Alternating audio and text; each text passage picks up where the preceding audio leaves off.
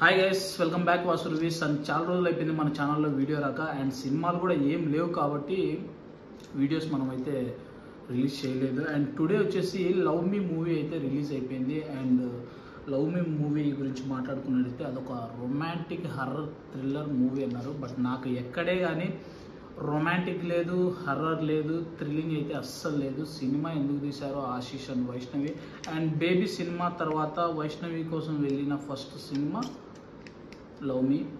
And cinema గురించి మాట్లాడుకున్నట్టయితే cinema గురించి ఏదైనా ప్లస్ మాట్లాడతాం అనుకుంటే ఆశీష్ యాక్టింగ్ అంటే ఓకే, బట్ నాకైతే ఇంతకుముందు తీసిన సినిమానే బెటర్ అనిపించింది ఆశీష్ యాక్టింగ్. అలాగే నెక్స్ట్ వైష్ణవి చైతన్యకైతే పెద్ద స్కోప్ లేదనిపించింది. దిల్ రాజు గారు చెప్పినట్టు సినిమా మెయిన్ లీడ్ నువ్వే అన్నారు, కానీ ఎక్కడో నాకు సైడ్ యాక్టర్లా చూసినట్లే అనిపించింది సినిమాలో అయితే. అండ్ ఇంకోటి ఏంటంటే సినిమా గురించి ప్లస్ పాయింట్స్ ఏదైనా మాట్లాడాలంటే ఎంఎం కీరవాణి గారి మ్యూజిక్ చాలా రోజుల తర్వాత మంచి మ్యూజిక్ అండ్ పక్క వాళ్ళ సినిమాకి అయితే ఇచ్చారని చెప్పొచ్చు. పక్క వాళ్ళ సినిమాకి ఎందుకంటున్నానంటే ఎంఎం కీరవాణి ఏంటంటే రాజమౌళి సినిమాకి తప్ప పక్క సినిమాలకు ఆయన మంచి మ్యూజిక్ ఇవ్వడం అనేది ఖచ్చితంగా అది ఎవరిని అడిగినా చెప్తారు. సో ఈ సినిమాకి అయితే కొంచెం ఆయన మ్యూజిక్ అయితే బెటర్ అనిపించింది. అండ్ ఒక 3 సాంగ్స్ కూడా చాలా బాగా అనిపించాయి సినిమాలో.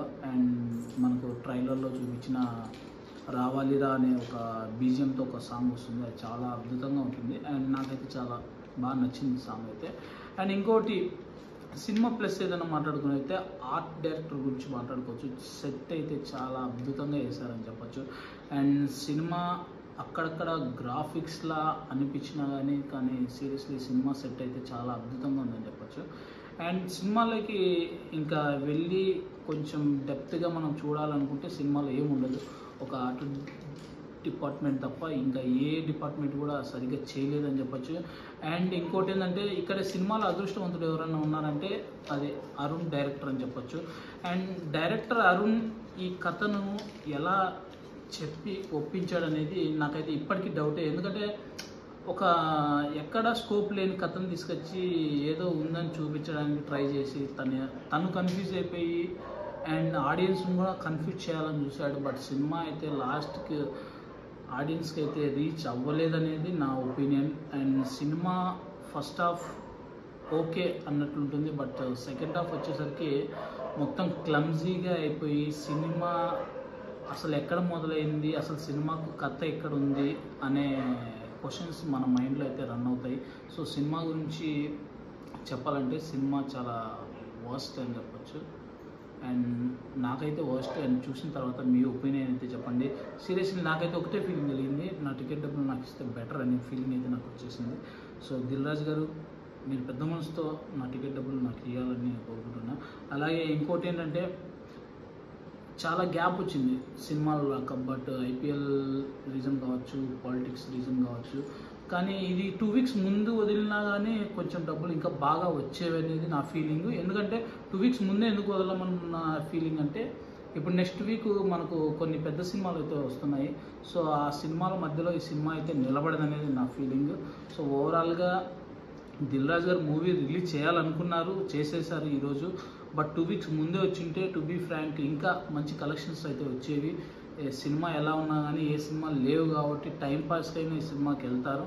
సో వెళ్ళండి, టైంపాస్ అయితే అవుతుంది సినిమా పరంగా అయితే.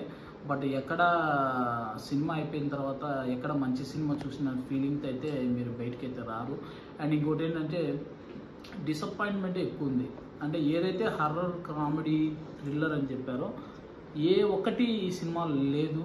సో అదొకటి పెద్ద డిసప్పాయింట్. సో సినిమాని ఏదో చూడాలి, మనకు చాలా రోజుల తర్వాత, చాలా గ్యాప్ తర్వాత ఒక సినిమా వచ్చింది. సో ఆ సినిమా చూడాలనే ఉద్దేశంతో వెళ్ళడం జరిగింది. అండ్ ఈ సినిమా రివ్యూ కూడా మన సబ్స్క్రైబ్ కోసం ఇవ్వడం జరుగుతుంది. సో ప్లీజ్ మీకు టైంపాస్ అవ్వాలనుకుంటే సినిమాకి వెళ్ళి చూడండి, చూసి సినిమా ఎలా ఉందో కామెంట్ చేయండి.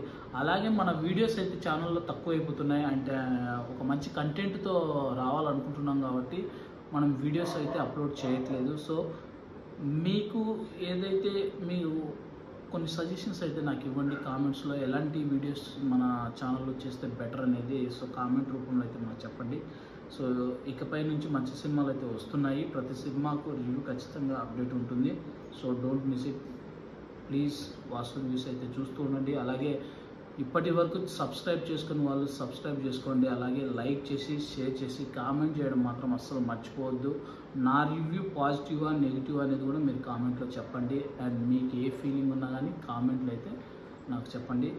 అండ్ సబ్స్క్రైబ్ మాత్రం మర్చిపోవద్దు. Thank you. Signing off Vasu reviews.